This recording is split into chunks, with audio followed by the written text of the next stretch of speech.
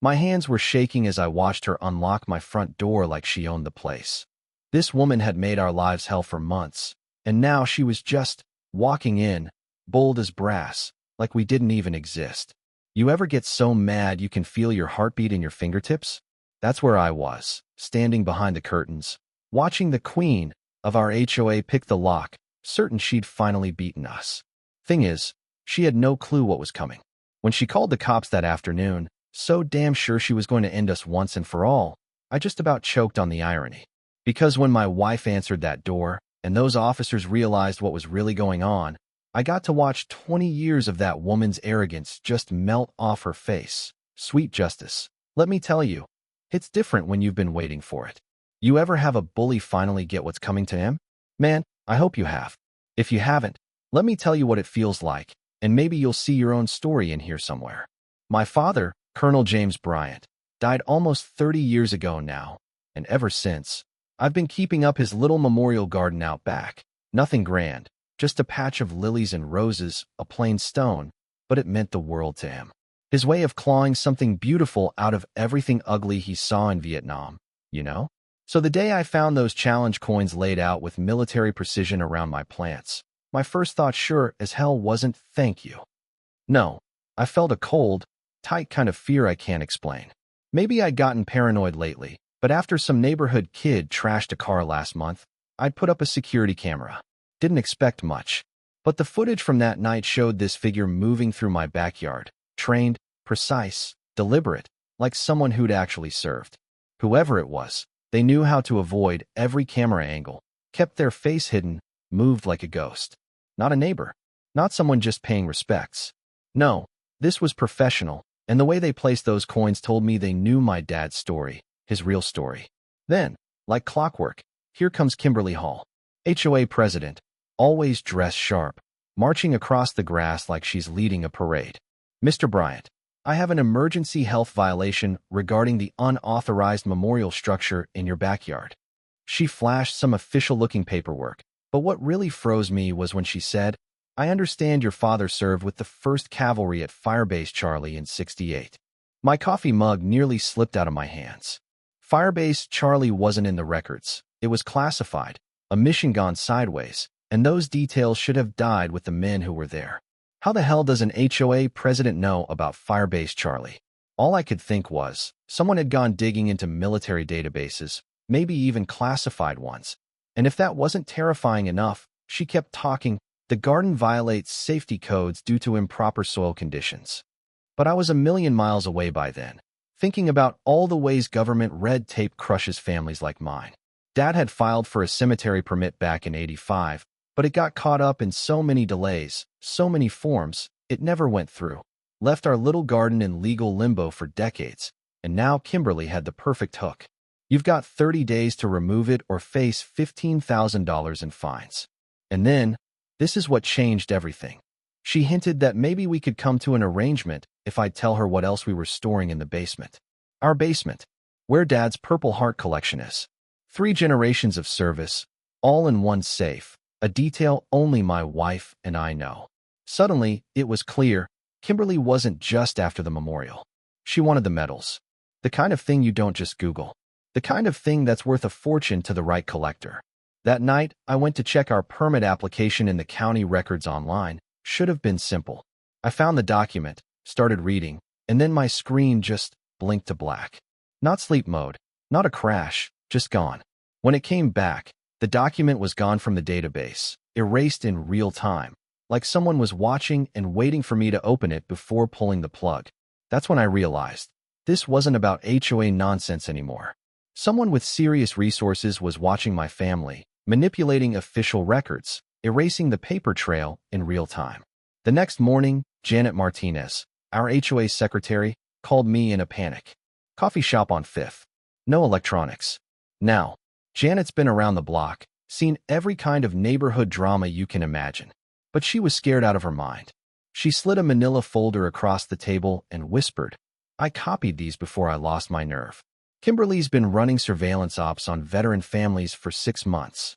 Not just names and addresses, property surveys, inheritance records, detailed military histories. Inside the folder, blueprints of my house, photos of my backyard, a full dossier on Dad's service. Plus, financial records showing HOA money paid to military appraisers and shipping invoices for packages matching the weight of metals and memorabilia, all going to storage units out west. Janet went pale as she told me. Tom Wilson got offered $8,000 for his dad's Bronze Star by some appraiser who knew details only the family knew. Tom told me himself, this guy didn't just know about the medal, he knew the battle, the date, the whole damn roster. But when Tom said no, that was it, or so he thought. Until I found a shipping receipt in Janet's file with Tom's address and signature, shipping 3 Bronze Stars and a Purple Heart to Vegas. Tom swore he never signed a thing, never sold those medals, but the signature was dead on. They'd stolen his identity, forged the papers, shipped the medals, and left him holding the bag. That's when it hit me. This was organized crime, hiding behind the HOA, targeting veterans, forging documents, running stolen medals through interstate shipping, selling them to collectors who thought they were buying legit history. And they were getting away with it. Because who suspects the HOA? Who suspects their neighbors? Word spread fast. The Hendersons had sold their grandfather's World War II medals, except they never did. The Kowalskis donated their dad's stuff to a museum. Never happened. The Pattersons found their son's Bronze Star up for auction online, complete with consignment paperwork. Every family had something in common: financial strain, medical bills, college tuition, and suddenly, their most precious heirlooms were gone. If the family refused to sell, the criminals just forged the paperwork and stole the items anyway. By now, I knew this went deeper. You need database access to pull this off: military service records, financial status, even psychological evals from the VA.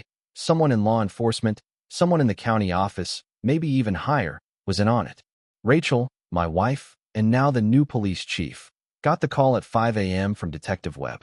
Someone's been in our Veterans Services database, Patrick. Hundreds of queries, names, addresses, psychological reports. The very system meant to protect us had become a hit list for these thieves. And they had eyes everywhere. Linda Carter, the sweet old lady who baked cookies for block parties, broke down sobbing when she realized she'd handed over her social media accounts to Kimberly for community safety. They'd cataloged every military flag, every Facebook post, every time a family went on vacation, making it easier to pick their targets. Then came the message that nearly broke us. Rachel's phone buzzed with an encrypted text. You have 24 hours to return our property or join him in federal prison. We know your safes combination is your wedding date. That shook us to the core. Someone had been in our house, knew our routines, our most private details. As the investigation deepened, we discovered government corruption like you wouldn't believe. County clerks, police officers, VA staff, all compromised. The operation was methodical: study each family, find their weaknesses, exploit them with military precision. And the psychological cruelty? Off the charts. Veterans suffering from PTSD got offers tailored to them. Widows facing grief got a different pitch. Families in financial trouble got offers they couldn't refuse. And then, just when I thought I'd seen it all, they framed me. Planted medals in my basement, called in a tip to the police, and made sure the news crews were waiting when they searched the house. Rachel, my own wife, had to arrest me on camera while Kimberly played the victim for the news. The humiliation was total, the evidence overwhelming. They'd turned me into the villain, destroyed my credibility, and isolated me from everyone who might have helped. FBI agent Victoria Hayes stepped in then, sharp as a razor, laying out evidence that this same operation had been running in a dozen states. Always the same pattern: new HOA president, sudden targeting of veteran families, systematic theft, and eventually, media campaigns to ruin anyone who got too close. Their network ran through shell companies, fake auction houses, money laundering schemes that stretched from Nevada to Germany, Japan, Australia. Anywhere American military memorabilia fetches a high price. But here's the twist. Kimberly's husband had been a Vietnam vet too, court-martialed and discharged in disgrace. The same unit as my dad. The same firebase Charlie. This wasn't just about theft. It was about covering up something from the war, silencing anyone who knew the truth. The deeper we dug, the clearer it became. My father's death wasn't a heart attack. He'd been investigating the same criminal ring, back when they were just starting out, and they'd killed him to keep him quiet. With federal cooperation, we finally set a trap. When Kimberly broke into our house, just like she always threatened, she walked right into a federal sting. Rachel in uniform, Agent Hayes with the cuffs, and me sitting at the table, watching every bit of her bravado drain away. The cameras caught it all. The news finally got the real story. Her arrest broke the dam. The whole network collapsed. Federal agents swept through HOA offices and county buildings, arresting everyone from crooked appraisers to compromised county clerks. Government passed new laws protecting veterans, mandating oversight of HOAs with military families, and prosecuting those who exploited them. My dad's memorial garden was rebuilt bigger than ever, turned into a park honoring all the families who'd suffered. It took 2 years, but justice rolled in.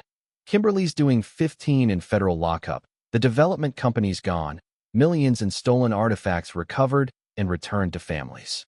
Linda Carter now runs the memorial park. Janet Martinez helps the feds spot similar scams, and Rachel's task force protects veteran families nationwide. And me? I'm still picking up the pieces, but I know my father would be proud. The criminals thought they could silence us, but all they did was unite a community and expose the truth. If you've ever wondered whether speaking up is worth it, let me tell you, even the smallest voice can shake the biggest walls. So tell me, where do you stand on justice, community, and doing what's right? Drop your thoughts below. Because these stories, they don't end with a verdict. They echo on, one voice at a time.